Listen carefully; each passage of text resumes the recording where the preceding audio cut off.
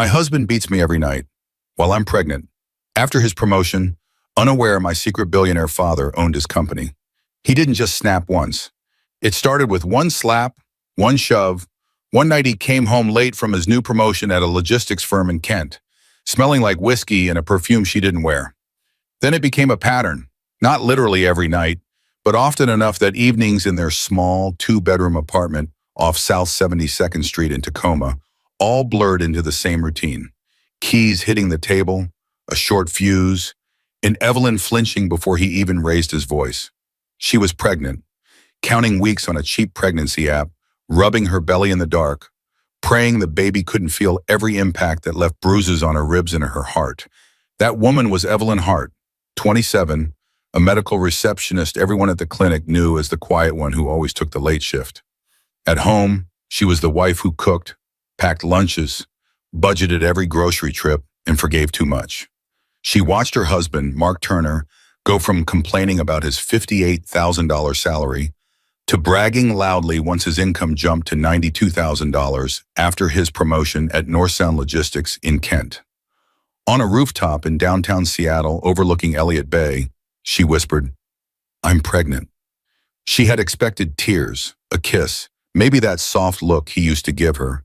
Instead, she saw his smile fade just a bit too fast, like he was doing math, not dreaming. He thought she was trapped.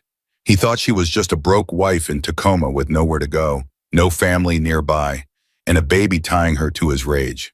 He thought the bruises she hid under her scrubs at multi-care clinics and the tears she cried alone at a Starbucks on Pacific Avenue would never leave that city. He thought wrong, because the woman he was breaking in private wasn't just Evelyn Hart. On her birth certificate, she was Evelyn Hale, only daughter of Richard Hale, a quiet billionaire whose investment company in Bellevue, Hale Capital Group, owned 67% of North Sound Logistics, the very firm Mark strutted around claiming he basically ran. While Mark kissed his coworker Brianna in a parking garage in Kent and signed off on fake overtime and shady expense reports, he had no idea someone higher up was already watching. Security footage, card statements, HR reports, quietly copied, quietly forwarded, to a glass office in Bellevue overlooking the city he bragged about conquering. From the night Evelyn took the first photo of a bruise, it stopped being just a sad marriage. It became a slow, silent war, a war of hospital records, hotel receipts, HR investigations, and a boardroom meeting Mark would never forget. And all of it started in a tiny Tacoma kitchen, before sunrise, on a day that felt completely ordinary. Dear viewers, thank you for being here. When you watch without subscribing, it's like letting Evelyn stand alone in that dark apartment. When you click that button, you stand with every woman who's ever been hurt behind closed doors and every child who deserved a safer home. Please subscribe now, and in the comments, tell me where you were watching from. It was early February 2021, just after 5:30 a.m., when the tension slipped into the morning like a cold draft. In a small two-bedroom apartment off S 72nd Street in Tacoma, Washington, Evelyn Hart stood barefoot in the dim kitchen, packing 2 lunches, one for herself, one for her husband Mark, and trying not to make noise. Outside, the sky was still black. Inside, the clock over the stove ticked louder than it should have. Mark worked a 7 to 5:30 shift at a mid-sized logistics firm in Kent, North Sound Logistics, and she liked to have everything ready before he rolled out of bed. Wrapped sandwiches, filled coffee thermos, lunch containers lined up like proof she was doing everything right. She was about 8 weeks pregnant, a secret tucked under her sweatshirt. She planned to tell him soon, maybe after his next paycheck, maybe when he was in a good mood and not ranting about traffic on IPFA or idiots at work. She had the announcement rehearsed in her head, but could never find the right moment. Before she could finish sealing the sandwich bag, she heard Mark, 31, shuffle out of the bedroom, already irritated by something he hadn't even named yet. "Evie, where are my keys?" he snapped, rubbing his forehead like she caused the headache. Her hand froze on the lunchbox. "They should be on the counter. You always leave them." "Well, they're not." He stepped past her, opening drawers, slamming one closed harder than needed. The apartment was small, 2 bedrooms, $1,450 a month, thin walls, and every sound felt amplified. Evelyn walked over and quietly picked the keys off the ledge near the fridge. "Here," she said gently. Mark snatched them, then sighed, softening just enough to sound reasonable. "Sorry, I'm just stressed. They're talking about reorganizing my whole team. I might end up doing 3 people's jobs." He always had a reason. Work, fatigue, pressure. "I know," she murmured. "You work hard. Just breathe a little." But as she watched him, something in her chest tightened. Mark had always been ambitious, but lately his frustration simmered closer to anger. He kept talking about being stuck at his $58,000 salary like it was a personal insult. He wanted more recognition, more power, more everything. And sometimes, without saying it, she felt he wanted a different wife too. One who didn't make $19 an hour at a medical office. One who didn't need prenatal coverage her insurance barely stretched to cover. She set the lunches by the door, willing the morning to reset. Her phone buzzed on the counter, a text, unknown number, just 2 words, "Congrats again." She frowned. It didn't fit anything in her life right now. She hadn't told anyone she was pregnant, and they hadn't celebrated anything recently. It was probably a wrong number, but the casual assumption, "Of course you're celebrating something," scratched at an old part of her. She deleted the message, but the feeling lingered. When she was younger, living in her father's 11,000 square foot mansion in Bellevue, texts from unknown numbers had been normal. People she barely knew wanted favors, introductions, internships, because of her last name. Her father, Richard Hale, ran Hale Capital Group, a private investment company that quietly controlled everything from real estate to aerospace contracts. Her childhood was marble floors, gated entries, and chauffeurs who wore suits even in July. She was supposed to inherit a network of businesses one day, but she never wanted money to define her life or her relationships. So at 22, after her mother's death and the media chaos that followed, she left, moved to Tacoma, rented a modest apartment, took a normal job as a medical receptionist in the multi-care network, switched to using her mother's last name, Hart, changed her phone number, tried to become just another person standing in line at the grocery store. That's exactly where she met Mark, at a supermarket off 38th Street. He'd been bagging his own groceries when the bottom of his paper bag tore. Oranges rolled everywhere. They'd both laughed as they chased them under the carts, shoulders bumping, cheeks flushed. Back then he was gentle, a little awkward, not the man now rubbing his temples in their kitchen. As Mark shrugged on his jacket, he muttered, "I should be making more by now. I'm smarter than half the people at that place. My supervisor even said I'm on a short list, but they keep dragging it out." Evelyn reached for his arm cautiously. "If they put you on a short list, that's good. Something good is coming. You never know." He pulled away without thinking. "Yeah, we'll see." The way he said it, flat, distant, sent a chill through her. She wanted to tell him about the baby right then, just to bring him closer, but the moment felt wrong. The kitchen felt like a stage with the lights too bright. He left with a quick, distracted, "Bye," the door clicking shut behind him. For a long second, she stared at the empty doorway and wondered when they'd stop feeling like a team. What Evelyn didn't know yet was that the short list wasn't just office gossip.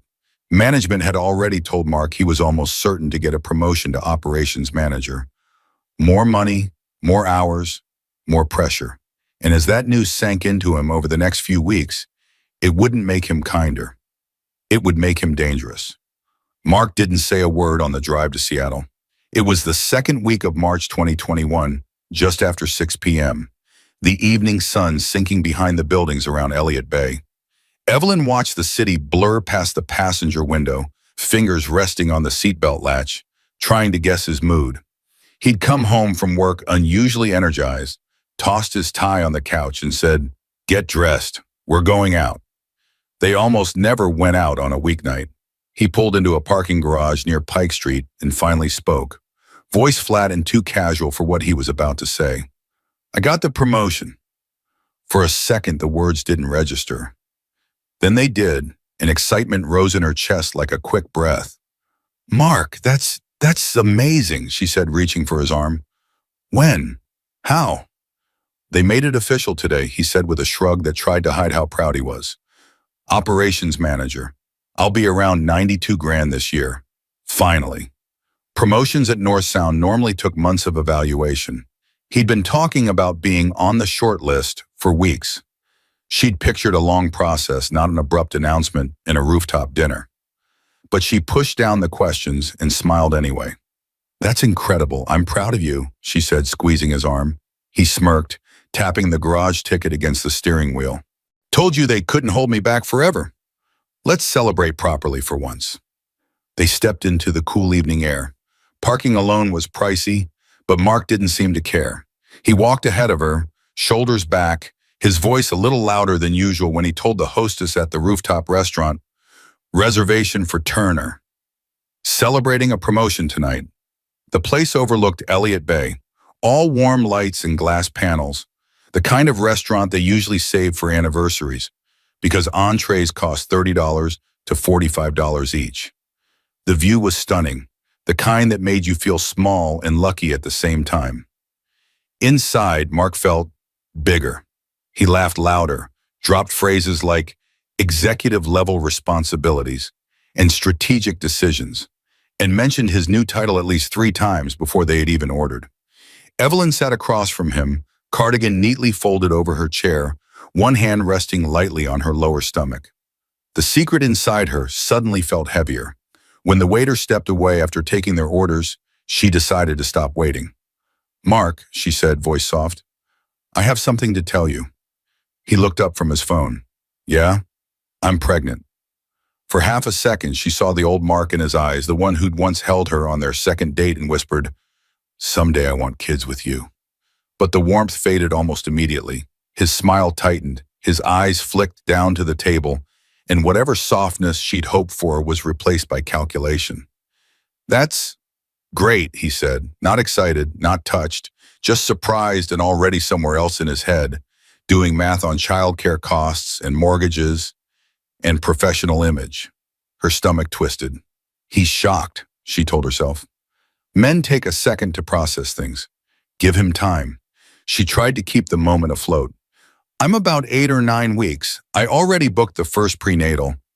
I wanted to tell you in a special way, but she gestured around them.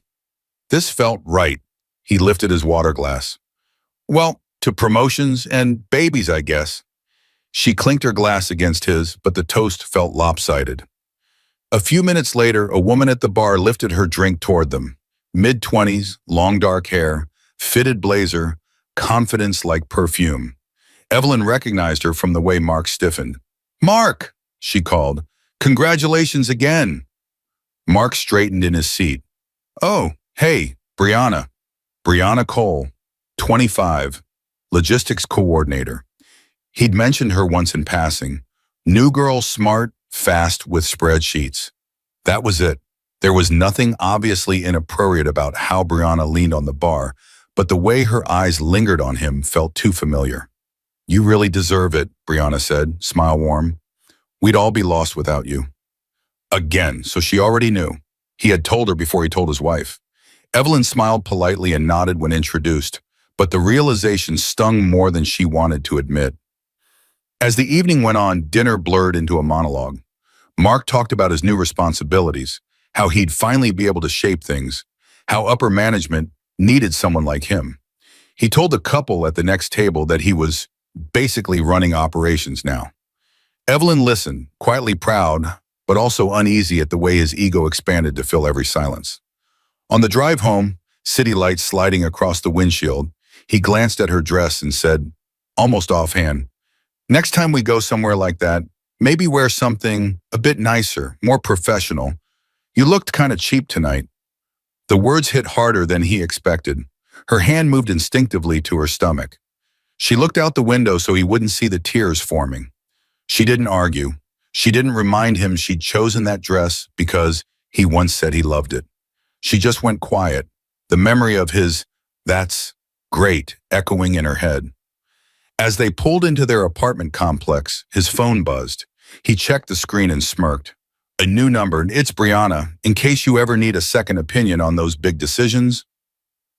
He saved it without thinking. What Evelyn didn't see, and wouldn't piece together until much later, was that Mark had shared his promotion news with Brianna at lunch, long before he drove his wife to Seattle.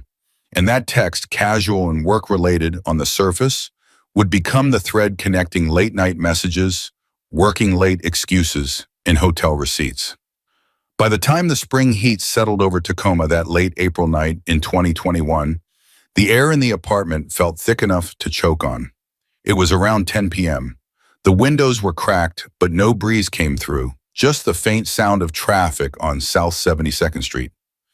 Evelyn, now around 4 months pregnant, sat on the living room couch with the lights turned low, one hand absently rubbing her rounding belly. Mark was late, again. He'd texted at 6:42 p.m., running behind. Month-end reports. Don't wait up. She texted back, "Okay, everything all right?" The message showed delivered. No reply. By 10, worry sat in her throat.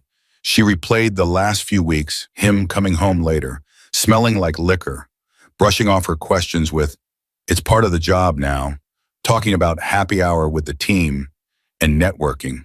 She didn't want to be the controlling wife, but she was pregnant, and he was disappearing one evening at a time. When the front door finally opened, the smell hit her before he even stepped inside. Alcohol, sweat, and a floral perfume that wasn't hers. Mark stumbled slightly as he toe-kicked his shoes off, dropping his keys onto the floor instead of the hook. "Why is it so dark?" he muttered, like the lighting offended him. Evelyn stood slowly. "Because it's late. I was waiting for you. Are you okay?" He plopped his backpack onto the console table with a thud. "I'm fine. I'm the one paying most of the bills, remember?" Long days come with the promotion. Even with his raise to about $92,000, his tone carried a resentment that had been growing since the promotion dinner, like every good thing came with a grudge. "I just wanted to make sure you were safe," she said carefully. He scoffed, dropping onto the couch. "Safe? I'm out working my ass off so you can sit at home with your little part-time hours and doctor appointments, and you want a check-in report?" Her chest tightened. "Mark, I'm not asking for a report. I'm asking if you're okay. You've been drinking." "Everyone drinks," he snapped. "I just got promoted. You think I'm gonna nurse a glass of water while everyone else celebrates?" She stepped a little closer but kept her voice level. "I'm not saying you can't celebrate. I worry when it's this late and you don't answer." "There it is," he said, standing up abruptly. "Worry, nagging. You always have something to say about what I do." He was taller, and tonight he was unsteady, eyes glassy. The room suddenly felt smaller. "I'm not nagging," she said quietly. "I'm scared. For you. For the baby." His gaze dropped to her stomach, then snapped back to her face. "Don't put this on the baby. You wanted this. You wanted a kid while I'm trying to build a career, and now every time I breathe wrong, you act like I'm ruining your life." The unfairness of it hit her, but she swallowed it back. "I never said that." She started to move past him toward the hallway, wanting space to breathe, but he stepped in front of her. "Don't walk away when I'm talking to you, Teo," he said. "I'm not walking away. I just need a second." He grabbed her upper arm. It wasn't a gentle hold to keep her there. It was a hard, impatient squeeze. Pain shot through her shoulder. She winced. "Mark, let go," she whispered. Something in his face shifted. Not remorse, not yet, a challenge. "Why do you always have to push?" he snarled.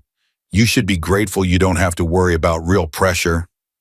Her heart hammered. "You're hurting me." She tried to pull away. His hand tightened once more, and in the same motion, his other hand swung. The slap wasn't cinematic or slow. It was fast, messy, clumsy with alcohol, his palm connecting with her cheek hard enough to make her stumble backward. The shock did more damage than the impact. She caught the edge of the coffee table with her hip, pain blooming there too, and half fell onto the rug. For a moment, the room blurred. Her ear rang.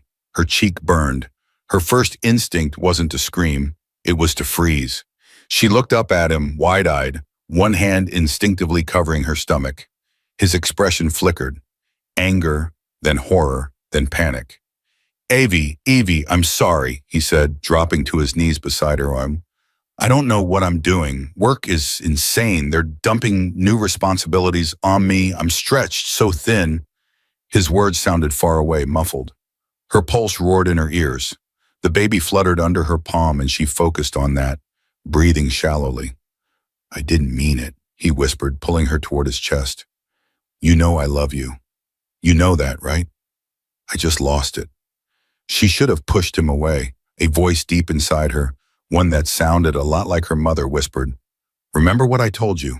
Never stay with a man who confuses fear with respect. But another part of her, the part that remembered chasing oranges across a grocery store floor, his nervous laugh when he first told her he loved her, hesitated. She let him hold her. Later in the bathroom, she turned on the light and flinched at her reflection. A red mark was spreading along her cheekbone. Her hip was already tender from where she'd hit the table. She didn't even consider the ER. The deductible alone made her stomach turn.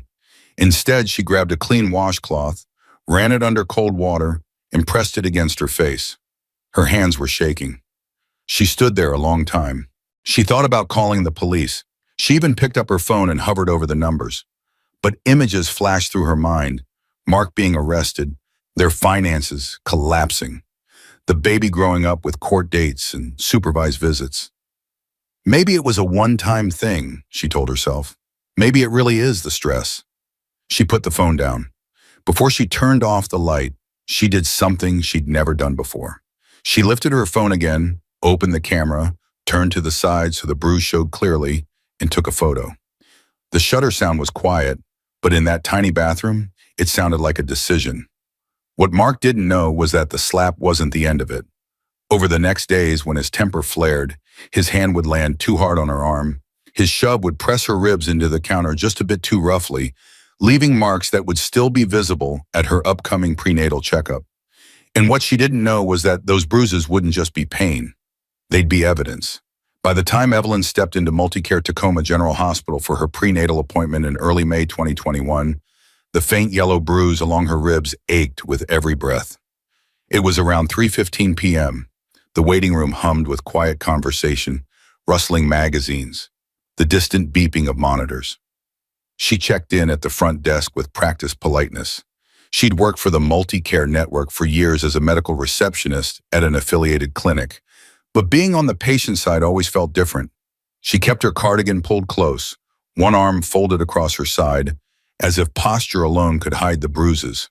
When Dr. Kendra Hall, a 43-year-old OB/GYN with calm eyes and a straightforward tone, entered the exam room, Evelyn tried to act normal. Jokes about pregnancy cravings, mild complaints about nausea, standard script. But when she slipped into the paper gown and Dr. Hall gently lifted the fabric to check her abdomen, the gown shifted just enough for the bruise near her ribs to show. Dr. Hall paused, not dramatically, just long enough for Evelyn's stomach to clench. What happened here? The doctor asked, voice soft. Heat rushed to Evelyn's face. The lie came faster than she wanted it to. Oh, I slipped getting out of the shower, she said. Hit the side of the tub. I'm clumsy lately.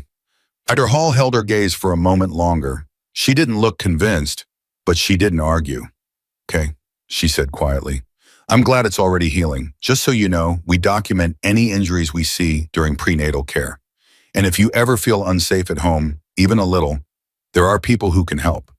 She opened a drawer and pulled out a small lavender trifold brochure.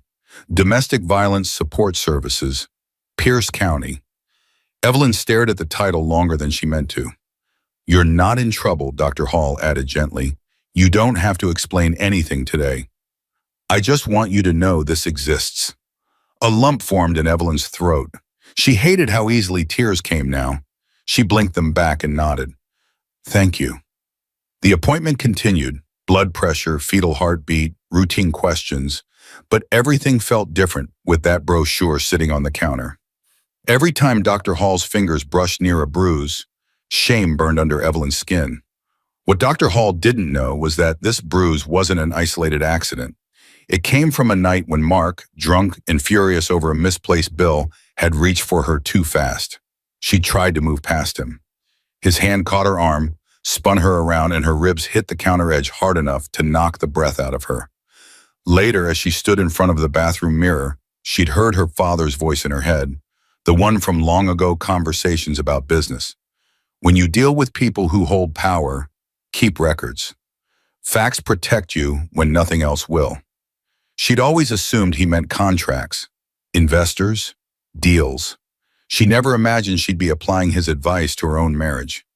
After the appointment, Evelyn sat in her car in the hospital parking lot for a full minute before starting the engine. The brochure lay in her lap, the lavender cover too bright against her jeans. Finally, she folded it and slid it into a small compartment under the passenger seat, far enough out of sight that Mark would never stumble across it, but close enough that she could reach it if she needed to. That evening, when Mark texted that he'd be working late again, she didn't reply with questions. She just exhaled, went to the bathroom, lifted her shirt, and turned on her phone's camera. She photographed the bruise on her ribs, the fading mark on her cheek, the faint discoloration on her upper arm. She created a hidden folder on her cloud drive and labeled it something he'd never think to open. Receipts. Not bruises, not evidence, just receipts. She'd grown up around spreadsheets and financial statements. The name felt cold and accurate. Later, while loading dishes, she flipped through the mail on the kitchen counter. A couple of bills, a flyer, and one credit card statement addressed to Mark. He always left his unopened mail stacked on the table for days. She set it near the fruit bowl, then hesitated. A few transactions caught her eye. Groceries, gas, a random fast food charge. Then one line made her go still. Holiday Inn Express, $89.24 Kent to WA. The date was a night he had said he was staying late to help with month-end numbers. Her heart sped up. Her mind scrambled for explanations. Maybe it was a work training. Maybe he'd crashed there to avoid driving home exhausted. Maybe the company would reimburse him later. She pulled out her phone and typed the hotel name into Google Maps. The pin popped up on the screen. Less than 3 miles from North Sound Logistics. Her mother's voice, softer than her father's but just as clear, echoed in her memory. When things don't add up, don't rush to explain them away. Step back, let the truth show itself. Evelyn folded the statement slowly. She didn't tear it up, didn't confront him that night. She slipped it into the same hidden compartment under the car seat where the brochure now lived. What she didn't realize yet was that this ordinary-looking $89 charge would be the first breadcrumb in a trail, one that would lead from credit card statements to security camera footage, and soon be to a parking garage in Kent where she would see, with her own eyes, what her gut already knew. By late May 2021, the air in Kent, Washington hung heavy, even in the early evening. The concrete of the North Sound Logistics parking garage radiated leftover heat from the day, and the fluorescent lights overhead buzzed faintly. It was a little after 6:45 p.m. when Evelyn turned into the garage, her hands tight on the steering wheel. She shouldn't have been there. She knew that. But after the Holiday Inn charge, the bruises, and the fourth working late, don't wait up text in 2 weeks, the quiet ache in her chest had grown into something sharper. She parked near a concrete pillar on the second level and turned the engine off. For a long moment, she just sat there, breathing. I'm not here to start a fight, she told herself. I just want the truth. I just want to talk. She was nearing 20 weeks pregnant now, belly starting to show under her loose navy top. She rested a hand over it, as if apologizing to the baby for what she was about to walk into. Finally, she unbuckled her seatbelt and stepped out. The sound of her sandals on the concrete echoed more than she expected. She followed the painted arrows toward the elevator lobby, scanning the rows of cars. Most spaces were empty. A few employees were still leaving, tired shoulders, backpacks, takeaway coffee cups. Then she heard it. Laughter. Not Mark's usual laugh, the nervous, self-conscious one she'd known for years. This was louder, relaxed, easy. She recognized the other laugh instantly, even though she'd only heard it once in person. Brianna. Evelyn slowed her steps and moved behind a pillar. There they were. Mark, in his button-down shirt with the sleeves rolled up, leaning against the wall near the elevator. Brianna Cole, flawless in a fitted office blouse and black skirt, standing a little too close. They looked like a couple killing time before a dinner reservation. not coworkers who were swamped with audits. Seriously, Brianna said, grinning. You pulled off that report in what, an hour? They'd be lost without you. Mark laughed, soaking it in. They finally realized who actually runs this place. Brianna stepped closer. Her hand slid casually up his chest to his shoulder. Evelyn's heart pounded in her ears. Then Brianna wrapped her arms around his neck and kissed him. Not a quick, awkward kiss. Not a one-time slip. A practiced kiss. Familiar. The elevator dinged in the background, but Evelyn barely registered it. The world narrowed to the two of them, and the way Mark's hand settled on Brianna's waist like it belonged there. When they finally pulled apart, Brianna glanced around and lowered her voice, though the garage was almost empty. So, how's your wife? She asked, with a hint of sarcasm. Still pregnant? Mark smirked. Yeah, she's managing. Brianna rolled her eyes. Is she really, though? I saw that picture you showed me. She kind of already looks like a single mom. They both laughed. Evelyn's stomach lurched. The words cut deeper than the slap. She pressed a hand to her mouth as bile rose. Every instinct shouted at her. Run over there, scream, throw his ring at him. But her body refused to move. She was frozen, watching her marriage collapse in real time. A memory slammed into her, Mark 2 years earlier, in their first Tacoma apartment, saying, I'd never cheat. It's the one thing my dad did that I swore I'd never repeat. She had believed him completely. Her vision blurred. Her chest tightened so much she couldn't pull in a full breath. Finally, survival instinct took over. She turned and hurried back toward her car, one hand on the concrete wall to steady herself. She made it to the driver's seat just in time to lean out of the open door and vomit onto the garage floor. The mix of stress, hormones, and heartbreak crashed through her like a wave. Afterward, she sat there shaking, hands gripping the steering wheel hard enough to make her knuckles ache. Tears streamed down her face, hot and uncontrollable. Her wedding ring felt wrong on her finger. Too heavy, too tight. Up near the ceiling, a black dome camera blinked a tiny red light. It saw everything. The kiss, the embrace, the timestamp. The footage would be stored for at least 30 days, like all the other boring, uneventful corporate recordings Mark never thought about. As Evelyn wiped her mouth and tried to breathe steadily, she was too overwhelmed to notice a familiar shape a few rows over. An older woman locking her sedan, a canvas bag slung over her shoulder, pausing when she saw Evelyn doubled over. Harriet Lewis, Evelyn's 61-year-old neighbor from Tacoma, sometimes parked in this same garage when she helped at her sister's small shop a block away from North Sound. She recognized Evelyn's car before she recognized Evelyn herself. From a distance, Harriet watched her cry in the driver's seat, shoulders shaking. Harriet didn't approach then. She didn't know what was wrong yet, but she saw enough to know something was seriously broken. Evelyn started the engine with shaky hands. She didn't wait to see if Mark or Brianna noticed her.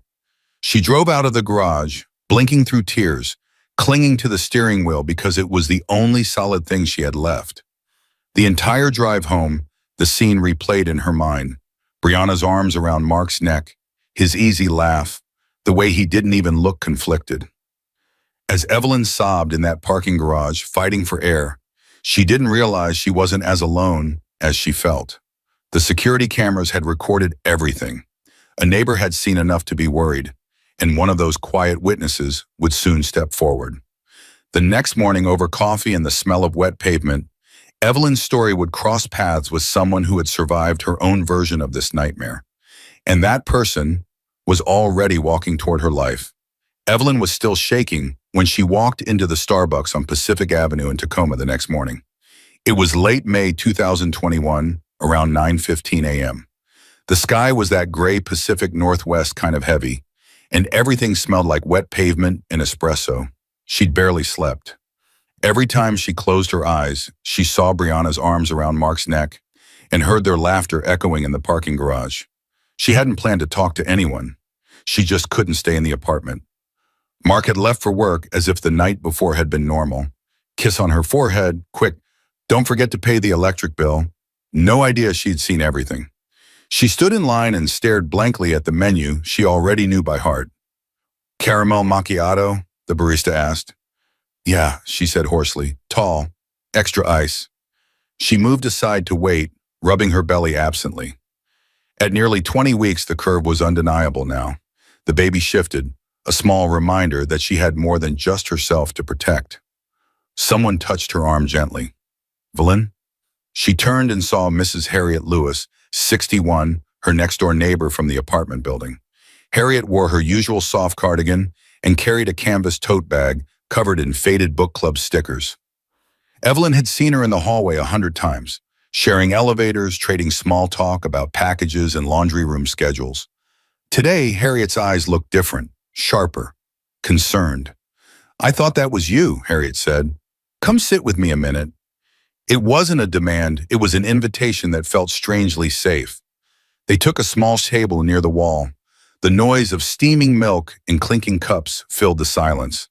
Harriet wrapped her hands around her own mug. "I saw you yesterday," she said quietly, "in the parking garage, in Kent." Evelyn froze. Her fingers tightened around the cardboard sleeve of her drink. Harriet continued gently. "My sister runs that little consignment shop around the corner from North Sound. I park in the same garage sometimes. I recognized your car before I recognized you. You looked like your whole world had just fallen apart." Evelyn stared at the table. I didn't know anyone saw." "No one cries like that if everything's okay at home," Harriet said, voice soft. "And it's not the first time I've been worried." Evelyn looked up, startled. "What do you mean?" Harriet sighed, choosing her words carefully. "Our walls are thin, honey. I've heard Mark on the phone late at night, talking to someone named Brianna, not like a colleague, like," she hesitated, "like a man trying to impress a woman who isn't his wife." The name hit like a slap. Evelyn swallowed hard. "I saw them, kissing, in the garage." Harriet's eyes filled with sympathy, not surprise. "I'm so sorry." Evelyn's throat tightened. "I don't know what to do. I'm pregnant. He's different now, angrier. He's hit me. Not every day, but enough that I never feel relaxed at home." Harriet reached across the table and then laid a hand over Evelyn's. "Thank you for saying it out loud. That's braver than you think." They sat quietly for a moment. "When I was about your age," Harriet said, "I married a man who thought yelling and shoving were normal. I told myself he was just stressed. He only really hit me twice, but the fear was there every day. I stayed too long because I didn't want to be dramatic or break up a family." "What changed?" Evelyn asked. "He started turning it on our oldest," Harriet said. "That was my line. I left him in 1998. Documentation saved me, photos, notes, copies of hospital records. When he lied in court, my lawyer had facts, not just my word against his." The word documentation lit up in Evelyn's mind. Her hidden folder, the bruise photos, the Holiday Inn charge, the domestic violence brochure under her car seat. Harriet pulled a small notepad from her bag and wrote something down. She slid it across the table. "This is the Washington State Domestic Violence Hotline," she said. "You can call even if you're not ready to leave. They'll help you plan safely. And they know which shelters, lawyers, and advocates are actually useful, not just names off a brochure." Evelyn traced the number with her thumb. "What if Mark finds out I called?" "Then you tell them that too," Harriet replied. "They'll walk you through hiding the call, deleting records if needed, or using a friend's phone. And Evelyn," Harriet's voice firmed up, "you need a lawyer, quietly. Someone who understands domestic violence and can explain your rights, especially with a baby coming." "A lawyer feels so final," Evelyn whispered. "What he did is what's final," Harriet said gently. "A lawyer just helps you decide what happens next." Evelyn hesitated. "I've been keeping photos of the bruises, and I found a hotel charge near his office. It doesn't make sense." Harriet nodded, unsurprised. "Good. Keep everything, photos, texts, emails, bank statements, a written timeline. Facts don't change when people start lying." She leaned in a little. "Do you have any family? Anyone who can really be in your corner?" Evelyn hesitated. "My dad, we're not close right now. He lives in Bellevue. He's well off. I left that world a long time ago." Harriet didn't push. "Just remember, wanting independence doesn't mean you're not allowed to accept help, especially when you're leaving someone dangerous. For the first time in weeks, Evelyn felt something other than fear or numbness. Hope, thin and fragile, but present. She slipped the hotline number into her phone case, between the plastic and the cover. Hidden but reachable. As she left Starbucks, she didn't know yet that her first deliberate call for help wouldn't be to the hotline. It would be to the man she'd spent 4 years avoiding. The man who would be furious he hadn't known. Her father. The morning Evelyn finally made the call, Tacoma's sky was a flat, heavy gray. It was early June 2021, about 2 weeks after the parking garage, and she sat on the edge of her bed, phone in hand, staring at a number she hadn't dialed since 2017. Her nearly 22-week belly curved under her t-shirt. She rested one palm over it and tried to steady her breathing. The hotline number Harriet gave her was written on a sticky note on the nightstand. She'd already called it once, from Harriet's phone. They'd helped her think through safety plans, talked about temporary protective orders, recommended a few family law attorneys in Pierce County. She'd even had a brief phone consult with one, just enough to understand she wasn't trapped legally. But there was one more person who needed to know. Her thumb hovered over the screen. When Richard Hale, 62, answered with a cautious, "Hello," her throat closed up. "Dad," she managed. Then the tears came. She didn't even get to his name before her voice broke. There was a long pause, then his tone shifted instantly. "Evelyn, where are you? Are you safe?" "Yes," she said, not entirely sure it was true. "I'm in Tacoma. I'm okay. I really need to see you." 2 hours later, she stood in the lobby of Hale Capital Group in downtown Bellevue. The marble floors gleamed. The air smelled like polished wood and espresso. People in tailored suits moved with purposeful calm, greeting each other with nods and clipped phrases. Evelyn felt underdressed in her cardigan and flats, her pregnancy showing under a simple dress. She hadn't been here since before her mother died. She'd sworn she never would. The receptionist didn't ask questions. "Top floor. He's waiting for you." She rode the private elevator up. When the doors opened, she stepped into her father's office, a large, glass-walled room with floor-to-ceiling windows overlooking the city. Bellevue Square, any 8th Street, the distant shimmer of Lake Washington. They all spread out below like arranged pieces on one of his deal charts. Richard crossed the room faster than she expected. Taller than she remembered, silver hair swept back, suit immaculate. For a second, he just looked at her. Then he pulled her into a hug. It knocked the air out of her in the best possible way. "I'm sorry," she choked out against his shoulder. "I should have called sooner. He pulled back just enough to see her face. His eyes moved from her eyes to her cheek, to the careful way she held herself, to the curve of her stomach. His expression changed. "Who did this to you?" he asked quietly. There was no business tone now, just controlled fury. "Mark," she whispered. The name tasted wrong. He gestured to the chair in front of his desk. "Sit, start from the beginning, and don't leave anything out." She started with the good parts, how they met at the grocery store, the early kindness, the way he'd made her forget for a while that she was the daughter of a billionaire. Then she moved into the rest. The promotion, the rooftop dinner, the first slap, the shove into the counter, the bruises, the late nights, the Holiday Inn charge, the parking garage kiss with Brianna. Harriet, the hotline, the folder on her phone labeled receipts. Her voice shook, but she didn't stop. Richard didn't interrupt. He just listened, jaw tightening, hands clasped so tightly his knuckles paled. When she finished, her phone lay between them on the desk. The screen was open to her hidden folder. He picked it up carefully, scrolling through the photos. Bruises, hotel screenshots, call logs, a picture of the brochure Dr. Hall had given her. He opened the Notes app and saw dates and short descriptions. April 24th, first time he hit me. May 3rd, bruise on ribs. May 26th, saw him kissing coworker in garage. "You did exactly what you should have," he said, voice low. "You documented." "I didn't know what else to do," she said. "I didn't want to come back to you and just fall into your money again. That's why I left, remember? After Mom died." He winced. The old wound between them pulsed. "I know why you left," he said softly. You didn't want your life dictated by my bank account or the media. I respected that, even if I hated it. He exhaled slowly. I checked in from a distance, you know. When I eventually found out you'd married someone named Mark Turner, who worked in logistics, my team pulled a basic file. HR records, LinkedIn, nothing invasive, just enough to know he was at North Sound Logistics. North Sound, Evelyn repeated, stunned. You know that company? His jaw tightened. I own 67% of it through Hale Capital.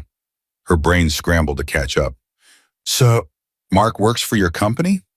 One of them, he said, which makes this more complicated and also simpler. He set her phone back on the desk, screen dark now.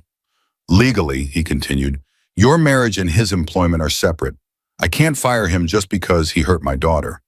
But I can insist my company investigate any fraud, harassment, or ethics violations tied to his role. And based on your documentation in that hotel charge near his office, he tapped the desk lightly. I'd be surprised if his hands were clean at work. She remembered the credit card statement.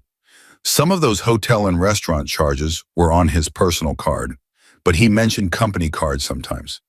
I didn't pay attention then. He opened a drawer and took out a legal pad. I'm going to have the CEO initiate a quiet internal audit focused on expense reports and conduct for his position. HR and legal will handle it officially. If he's misusing company funds, if there's sexual misconduct with his subordinate, that's grounds for termination on its own. What about me? She asked, voice small. About the baby? You, he said firmly, will have a lawyer, a good one. I'll pay for them, but they'll work for you, not for me. You'll plan your exit safely. That means no dramatic confrontations, no announcing you're leaving until you have a protection order lined up and somewhere safe to go. Understood? She nodded, tears returning. I don't want him to take the baby. He won't, Richard said, not if we're smart. Between your documentation, your doctor's notes, your neighbor's testimony, and his impending employment record. His eyes darkened. He's built his own trap. He flipped through the printed screenshots he'd already had his assistant pull from her phone while they talked. One expense line caught his eye, the date, the location, the time. And as Richard reviewed the documents, he saw something Evelyn had missed, a pattern of charges tied directly to company accounts on nights Mark claimed to be saving the team. Richard looked up, decision made. What happens next, he said, is going to change his life, and yours, but you won't face it alone this time. By late June 2021, mornings in Kent, Washington had started to cool again, but inside North Sound Logistics headquarters, the temperature seemed to rise by the hour. At 8:07 a.m., an email went out to all managers. Subject, Internal Compliance Review. Immediate North Sound Logistics, in partnership with Hale Capital Group, is conducting a targeted review of expense, overtime, and ethics compliance for certain management roles. Your cooperation is required. Most people barely glanced at it. Mark Turner read it twice. His stomach tightened. He told himself it was just another routine corporate thing. Big companies did audits all the time, but his gut said otherwise. At 9:30 a.m., his desk phone rang. Mark Turner, he answered. Mark, it's Dana Price from HR, came a calm voice. Please come to the 10th floor conference room at 9:45. Bring your laptop. He hung up slower than he picked up. The walk to the elevator felt longer than usual. He noticed things he never noticed, scuffs on the floor, a stain on the carpet, the way one fluorescent light flickered in the hallway. His heart hammered a little too fast for a man who kept telling himself he had nothing to worry about. When he stepped into the glass-walled conference room, Donna Price, 39, head of HR, sat at the table with a folder in front of her. Beside her sat Alex Chen, 42, from the legal department, and another HR specialist taking notes. Have a seat, Mark, Dana said. He did, trying to keep his shoulders relaxed. We're conducting a targeted compliance review, she began. Because of your role as operations manager, we're starting with you. We'll be asking about overtime approvals and company card usage. This is a standard process, but I need to remind you that everything you say may be used in employment decisions. His mouth went dry. Okay. Alex opened a folder and slid a printed spreadsheet toward him. Let's start with overtime. Rows of entries, names, dates, hours. Can you explain, Alex asked, why Brianna Cole has repeated overtime entries approved by you for days she was not recorded entering the building? Mark frowned. I don't handle the door logs. If she says she worked from home or off-site, Dana shook her head. Brianna is not authorized for remote hours, and security logs for those weekends show no badge activity for her. Yet you approved 8, 10, sometimes 12 hours for her on those days. Mark swallowed. Maybe she forgot to badge in. We needed the reports. It was easier to bypass protocol? Alex asked. Before he could respond, Dana pulled out another set of papers. Now, company card charges, Shankar said. We have multiple restaurant bills labeled but in client development without corresponding client meetings on the calendar. And this hotel charge, she pointed, Holiday Inn Express 3 miles from this office on a Friday night. No approved travel, no company event. Can you explain that? And this company card hotel charge, Holiday Inn Express, 3 miles from this office. Mark's pulse throbbed in his neck. Sometimes we use local hotels for early morning meetings. I must have. Alex slid over another sheet. We checked room records. The booking was for 2 adults, 1 room, no conference room, no company account notes. Mark's mind scrambled. I don't remember. It was months ago. Maybe there was a last-minute training. Dana's expression didn't change. She retrieved yet another folder. Security footage. She didn't bother to slide it this time. She opened it in front of her and turned one page around for him to see. Grainy, time-stamped black and white still. Mark in the parking garage, one hand on Brianna's waist, her arms around his neck, their mouths pressed together. He stared, brain going blank for a moment. That's taken out of context, he said finally, voice thin. We were just on company property, Alex said, engaged in a romantic relationship with a subordinate whose overtime you approved and whose expenses you signed off on. That's not context. That's a policy violation. I didn't force her, Mark blurted. She wanted this.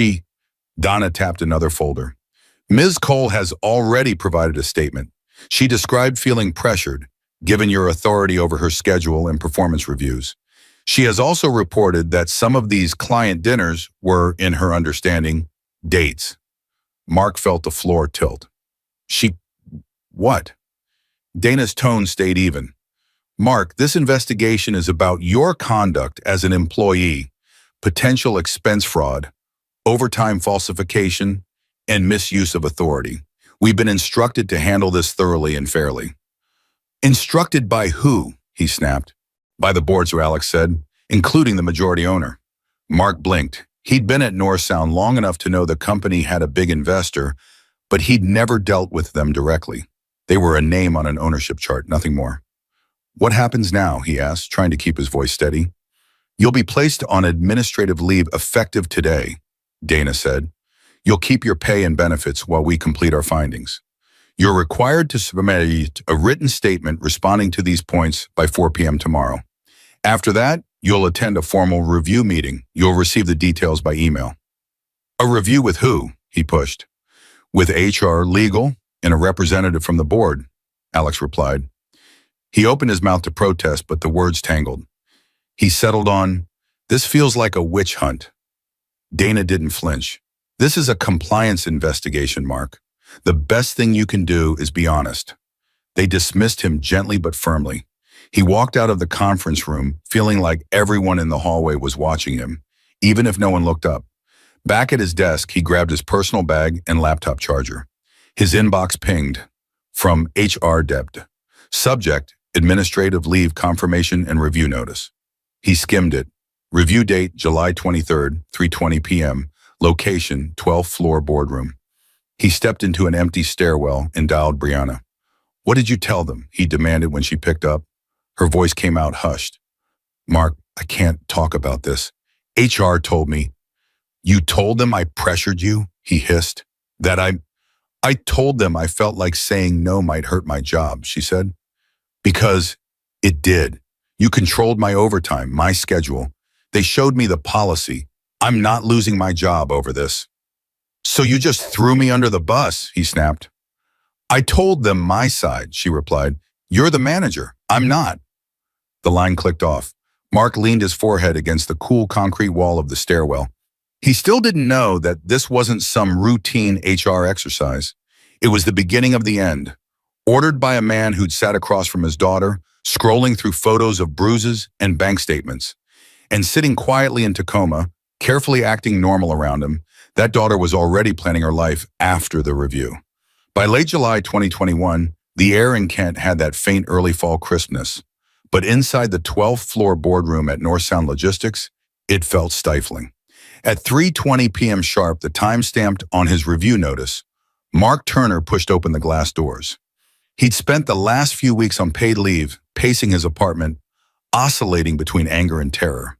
He expected HR, maybe legal, maybe a senior executive. He did not expect Richard Hale. The man sat at the head of the long mahogany table, suit immaculate, expression unreadable. Around him sat Dana Price from HR, Alex Chen from legal, the company's CEO, 2 board members, and a corporate attorney. A neat stack of folders rested in front of Richard. Mark froze for a second, then forced himself to walk in. Mr. Hale, he said weakly, I didn't know you'd be here. That's clear, Richard replied, voice calm but cold. Have a seat, Mr. Turner. Mark sat, palms damp. Dana began formally. Mark, this is a disciplinary review meeting regarding potential violations of company policy, including expense misuse, falsification of overtime, and breach of our ethics code. You've received the summary of findings. This is your opportunity to respond before the board decides on next steps. Richard opened the first folder and slid a sheet toward Mark. Let's start with money, he said. The printout showed company card charges, restaurant bills, a hotel stay, a clothing purchase, all highlighted. These are expenses you submitted and approved for yourself, Richard said. We found no corresponding client meetings, travel authorizations, or project documentation. They were work-related, Mark insisted. Relationship building with staff, late-night reporting, Alex cut in. We interviewed the alleged clients. None recall these dinners. In fact, one of these restaurant charges coincides with a night your team's time cards show no late work. Richard tapped one line. Holiday Inn Express, Kent. 1 room, 2 adults. No training, no conference, no corporate event on record. Care to explain? Mark's mind flashed to Brianna, laughing in that room, wine glass in hand. It was a mistake, he muttered. It shouldn't have been on the company card. I meant to reimburse it. You didn't, Alex said. And you only mentioned reimbursement after this investigation began. Richard opened the next folder. Overtime. Donna slid him a spreadsheet. Multiple entries show you approving overtime for Brianna Cole on days she did not badge into the building. She has no authorization for remote work. Mark's voice sharpened. She worked off-site sometimes from home. We confirmed with IT, Alex said. No remote logins on those dates. Yet she was paid for up to 12 hours. Dana's tone stayed professional. Mark, this is falsification of company records. That alone is grounds for termination. Richard opened the third folder and didn't bother sliding it over. Security footage, he said. The top still showed exactly what Mark expected. Him and Brianna in the parking garage, her arms around his neck, his hand on her waist. Another showed them entering the hotel lobby together later that month, laughing. Relationships with coworkers aren't automatically a violation, Dana said. But when there's a power imbalance, and you're approving overtime and expenses for that person, and sexual conduct happens on company property, she let the sentence hang. That's not against the law, Mark protested weakly. Alex answered, this isn't a criminal court, Mark. It's an employment review. Our standards are higher than not illegal. He felt like the room was closing in. What happens now, he asked, voice smaller than he wanted. Now, son, Richard said, and we address what's not in the HR file but is very relevant to me as the majority owner. He opened a thin folder labeled with a name Mark hadn't expected to see in this context, Evelyn Turner. Inside were printed photos, bruises, a copy of a medical record from Multicare's prenatal clinic, documenting unexplained injuries. A short letter on an attorney's letterhead, summarizing concerns about domestic violence. Mark's heart stopped. "What is that?" he asked, even though he knew. "This," Richard said evenly, "is documentation of your behavior as a husband." Mark's eyes widened. "How? Why is that part of this? That's my personal life." Richard's gaze didn't waver. "Your personal life intersects with my daughter's safety." The words landed like a bomb. "Your daughter?" Mark echoed. "Yes," Richard said. "Evelyn is my daughter. Her legal last name is Hale. You married her without ever meeting me. You hid her while she carried my grandchild. And you used your position at my company to fund an affair." Mark looked around the table, desperate to find disbelief on someone's face. No one looked surprised. They'd known before he walked in. "I didn't know she was she never told me. If I had known—" "You'd have what?" Richard asked quietly. "Controlled yourself? Behaved? Stayed faithful?" Mark floundered. I made mistakes, but I can fix them. I'll pay the money back. The door opened. Evelyn stepped in. She wore a simple black blouse that skimmed over her now 7-month pregnant belly. Her expression wasn't furious or wounded. It was resolved. Mark's breath caught. "Avi, thank God. Tell them—" She walked to the table and placed a stack of papers in front of him. The top page bore the heading, in re, "The marriage of Evelyn Hale Turner and Mark Turner, petition for dissolution of marriage. Pierce County Superior Court." The petition stamp showed it had already been filed days earlier. His throat closed. "Avi, what is this?" "My lawyer filed them last week," she said calmly. "You'll be officially served soon. This is just a courtesy copy." He reached for her hand on instinct. She stepped back before he could touch her. "I can change," he said, voice frantic. "It was stress. I wasn't myself. The promotion." "You were yourself," she said quietly. "You just showed me a part you'd been hiding." He looked at Richard. "You can't fire me because of this. This is retaliation. This is—" Richard slid another paper forward. "We're not terminating you because you failed as a husband. That's between you, my daughter, and the court." Dana pushed a document toward him. "This is your official notice. Termination for cause. Primary grounds: expense fraud, falsified overtime, and ethics violations related to a subordinate employee. Effective immediately." Alex added, "Our obligation is to apply policy consistently. You misuse company funds and authority. That's why your employment is ending." The door opened again. 2 security officers stepped in and stood by the wall. Mark looked at them, then back at Evelyn. "You're really doing this?" She held his gaze. "No, Mark, you did this. I'm just done pretending you didn't." The security officers waited until he collected his bag and laptop. Company property would be returned downstairs. At the door, he turned back one last time. "Avi, please, think about the baby. Don't take her away from me." "I'm thinking about the baby," she said. "That's why I left." There was nothing left to argue. Security guided him out. When the door shut, the room felt strangely quiet.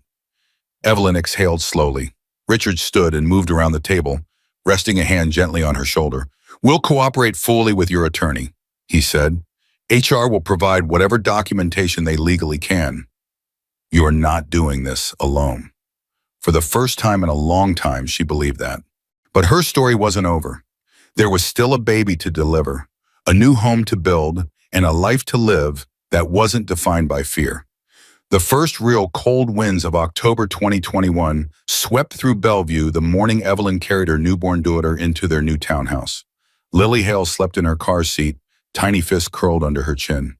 She'd been born in late September, a healthy 7 pounds, after a long labor at Multicare Tacoma General. Harriet had sat in the waiting room. Richard had paced the hallway like a first-time father instead of a grandfather. Now, 2 weeks later, the sun hadn't fully climbed over the Cascade Mountains yet. The sky was streaked with pale pink when Evelyn unlocked the front door of the 3-bedroom townhouse near Lake Hills. The place still smelled like fresh paint and new carpet. Boxes were stacked neatly against the walls. Books, baby clothes, kitchen items, the small parts of a life she was rebuilding from the ground up. "Welcome home, Lily," Evelyn whispered, lifting the car seat carefully over the threshold. The mortgage was $2,600 a month, which would have felt impossible on her old income. But the down payment came from a mixture of her own savings and a loan from her father, a formal agreement, signed and notarized at her insistence. The house was in her name. She'd made that a condition. "I want help," she told Richard, "not a new owner for my life." He'd smiled sadly and agreed. She set the car seat on the living room floor and looked around. Light gray walls, a small fenced yard visible through the sliding door, a second bedroom already half set up as a nursery, white crib, second-hand dresser, a mobile that Harriet's book club had pooled money to buy. Her phone buzzed on the counter. A calendar reminder. Telehealth therapy session tomorrow, 2 p.m. After the boardroom showdown, her lawyer had pushed gently but firmly. Leaving is one trauma, the therapist had told her in their first session. Learning how not to live in survival mode is another. Insurance didn't cover everything, but with help from her dad and careful budgeting, she'd managed weekly sessions through her third trimester and now into postpartum. They talked about fear, guilt, anger, and the strange emptiness that can follow a crisis once the immediate danger is gone. Her job situation had changed too. She'd left the in-person receptionist role in Tacoma during her last trimester, with a note from Dr. Hall recommending less physical strain and more flexibility. Through an old contact at the clinic and a nudge from her father's network, she'd lined up a remote, part-time medical billing position. 20 hours a week, starting in a month. Enough to contribute, not enough to miss Lily's firsts. For now, her job was healing and mothering. Lily shifted in her car seat and let out a soft, squeaky sound. Evelyn smiled automatically and unbuckled her, lifting her against her chest. The baby smelled like milk and baby shampoo. Warm and small and startlingly real. She carried Lily to the rocking chair by the front window and sat down carefully. Her body still ached from the birth, but in a clean, understandable way. Not the bruised ache of fear. Outside, the neighborhood was quiet. A dog walker passed by, bundled in a jacket. A school bus rumbled in the distance. Her phone buzzed again. This time a call. Private number. Her heart jerked in her chest.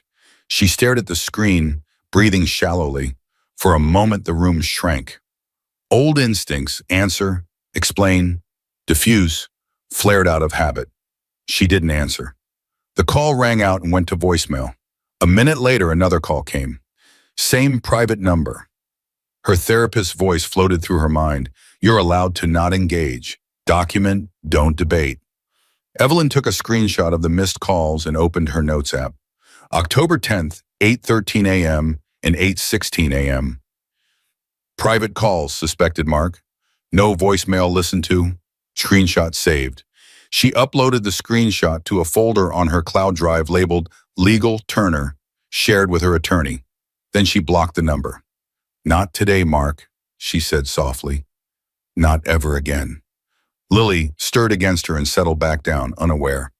The legal process was still ongoing, but the temporary protection order was in place. Her lawyer was confident. Between the documentation, the medical records, Harriet's testimony, and the HR file from North Sound, Mark's chances of getting anything more than supervised visitation were slim, especially until he completed counseling and violence intervention programs. The difference now was that his choices were no longer her responsibility. She rocked slowly, humming a lullaby she hadn't thought about in years. Her mother used to sing it when thunderstorms rattled the mansion windows in Bellevue. Back then, Evelyn had been protected by wealth and gates, but still surrounded by pressure. Now, in a smaller house with cheaper furniture, she felt more genuinely safe. She thought of the past year like a movie montage, making lunches in the dark, hoping promotion would make him happier. The first slap, the first whispered apology she didn't really accept. The bruise documented in a hospital record. The Holiday Inn charge that didn't fit. The kiss in the garage that cracked denial wide open. Harriet's steady eyes over coffee. Her father's silent rage in that office high above Bellevue. Mark's face as security led him out of the boardroom. The moment Lily was placed on her chest, crying, then calming at the sound of her voice.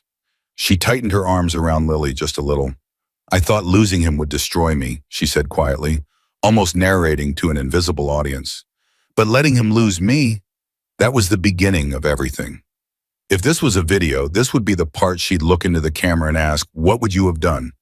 Instead, she pressed her cheek to Lily's soft hair and whispered, "We're okay now.